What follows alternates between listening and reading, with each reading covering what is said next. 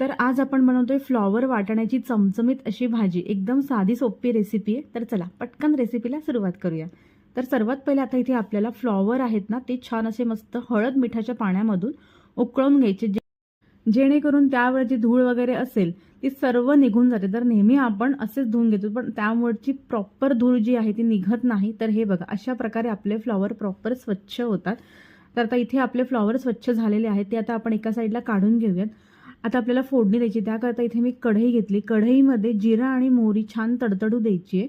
त्यानंतर त्यामध्ये आलं, लसूण, मिरची ह्याची छान खमंग अशी मस्त फोडणी घालून घ्यायची।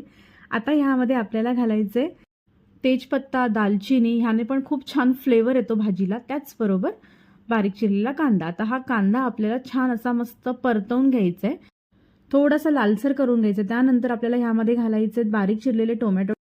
टोमॅटो घालून सुद्धा आपल्याला छान असं मस्त गळेपर्यंत परतवून घ्यायचं। त्यानंतर आपल्याला घालायचे त्यामध्ये मसाले।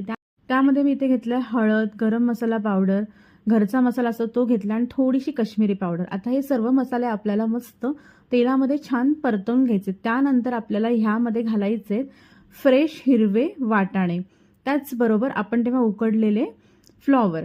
तर हे सर्व घालून आपल्याला व्यवस्थित असं मसाल्यांबरोबर मिक्स करून घ्यायचं। त्यानंतर आपल्याला यामध्ये घालायचे रस्स्याकरता थोडंसं पाणी। पाणी घालून आपल्याला झाकण ठेवून एक वाफ काढून घ्यायची। वाफ काढल्याच्या नंतर हे बघा, आपली मस्त चमचमीत वाटाणा आणि फ्लॉवरची भाजी तयार झालेली आहे। आता कोथिंबीर टाकून छान मस्त मिक्स करून घेऊया आणि गरमागरम भाजी अशी मस्त चपाती, भात, भाकरी कशाबरोबर तुम्ही खाऊ शकता। व्हिडिओ आवडला असेल तर लाईक, शेअर आणि सबस्क्राईब करा।